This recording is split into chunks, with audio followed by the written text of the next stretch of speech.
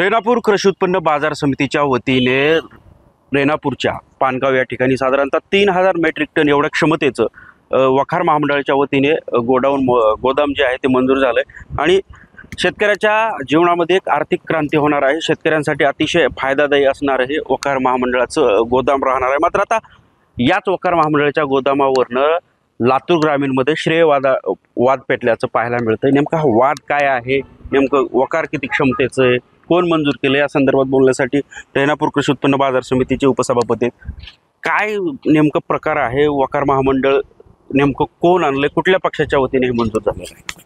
Sir, जसं की आपण जाणता आता विधानसभा निवडणुका होऊन 6 महिने उलटून गेलेले, तर या लातूर ग्रामीणचे आता जे आमदार आहेत ते त्या आमदार महोदयांनी आभार दौरा आता 6 महिन्यानंतर चालू केलेला आहे। एक प्रकारे तो आभार दौरा नसून एक देशमुखावर तोंडसूक घेण्याचा, एक टीका करण्यासाठीचा काढलेला दौरा आहे असं सर्वसामान्यांना वाटत आहे। आणि त्यातून त्यांनी आता काल परवा जो कौस्तुभ दिवेगावकर सरांनी एक पोस्ट केली की वखार महामंडळाने 3000 मेट्रिक टन क्षमतेचा, साठवण क्षमतेचा सोयाबीनवर जो गोदाम आहे तो गोदाम मंजूर करून घेतलेला आहे। तर यासाठी रेणापूर कृषी उत्पन्न बाजार समिती, जी की माजी आमदार धीरजभाई देशमुख साहेब यांच्या नेतृत्वामध्ये काम करते, त्या रेणापूर कृषी उत्पन्न बाजार समितीने आपण पाहतो का 21/3/2024 हे एक पत्र आहे। यामध्ये आपण कृषी उत्पन्न बाजार समिती रेणापूर व उपबाजारपेठ पानगाव येथील गोदाम बांधकामाबाबत प्रति माननीय विभागीय व्यवस्थापक साहेब, महाराष्ट्र राज्य वखार महामंडळ, तर आम्ही या गोष्टीसाठी सततचा पाठपुरावा केलेला आहे। परंतु ज्या त्यांच्या कार्यकर्त्यांनी कॉपी पेस्ट पोस्ट केली त्यामध्ये त्यांनी फक्त त्यांच्या आमदाराला श्रेय देण्याचं काम केलं आणि त्यामध्ये त्यांनी असं लिहिलं की रेणापूर कृषी उत्पन्न बाजार समितीच्या पानगाव या उपबाजारपेठमध्ये जागा उपलब्ध झाली आहे। ती जागा उपलब्ध झाली नाही। आमचे नेते आदरणीय धीरजभाई विलासराव देशमुख साहेब असतील, सहकार मंत्री दिलीपराव देशमुख साहेब असतील, यांच्या दूरदृष्टीतून 2011 मध्ये रेणापूर कृषी उत्पन्न बाजार समितीने वखार महामंडळ असो तो करार केला।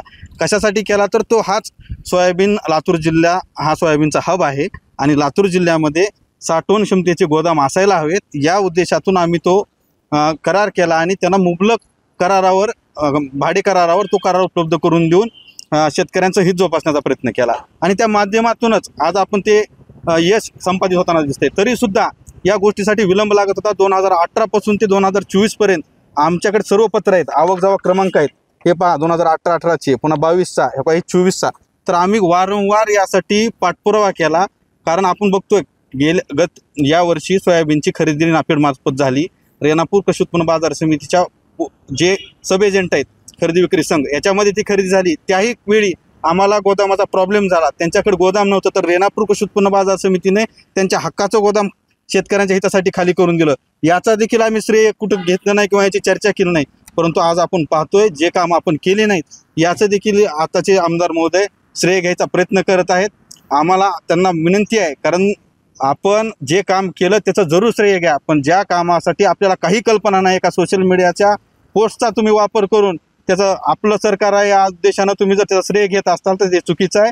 आम्ही वारंवार सरकार कोणतंही असो त्या सरकारच्या दारी जाऊन आम्ही आमचे प्रश्न सोडवण्यासाठी आमच्या नेतृत्वाचं, धीरजभाई देशमुख साहेबांचं सहकार्य आम्हाला लाभतं आणि त्यांच्या माध्यमातून आम्ही पणन मंत्र्याला 2दा भेटलो आणि त्यांच्याकडून हे काम आम्ही मंजूर करून घेतलेलं। किती शेतकऱ्यांचा फायदा होणार आहे, शेतकऱ्यांसाठी कसं फायदेयुक्त ठरणार असणार हे वखार महामंडळ? या वखार महामंडळात जे गोडाऊन बांधकाम होणार आहे ते जवळपास 3000 मेट्रिक टन क्षमतेचं गोडाऊन बांधलं जाणार आहे। हे रेणापूर कृषी बाजार समितीच्या अंतर्गत उपबाजारपेठ पानगाव येथे होणार आहे। त्या जागी आम्ही त्यांना तिथं 3 एकर जागा ही गोदाम बांधकामासाठी उपलब्ध करून दिलेली आहे आणि या वर्षी जे सोयाबीनचं जास्त प्रमाणात उत्पादन झालं आणि शासनानं खरेदी केलं त्यामध्ये त्यांना साठवण करण्यासाठी खूप अडचणी निर्माण झाल्या। या अडचणीसुद्धा त्यांच्या लक्षात आल्यामुळं त्यांनी यावेळी जिथं जिथं जागा असेल तिथं आपले गोडाऊन बांधकाम करावे असे त्यांनी निर्णय घेतला आणि त्या निर्णयानुसार आमच्या रेणापूर बाजार समितीच्या पानगाव येथील जागेत 3000 मेट्रिक टन क्षमतेचं बांधकाम करायचं त्यांनी ठरवलेलं आहे आणि शेतकऱ्याचे जे बाजारात भाव पिकाचे पडतात त्यावेळी शेतकऱ्याला सुद्धा त्या ठिकाणी माल साठवता यावा आणि त्यातून आपल्याला चढत्या भावानं विक्री केल्यानंतर 2 पैसे अधिकचे मिळावेत हा उद्देशही आहे आणि त्यामुळं हा सुद्धा प्रकल्प शेतकऱ्यांचा हिताचा आहे आणि बाजार समिती सतत शेतकऱ्यांच्या हिताचे निर्णय घेत असते आणि शासनाकडे पाठपुरावा करून ते योग्य मार्ग लावण्याचा प्रयत्न करत असते. संदीप भोसले, साम टी न्यूज, लातूर.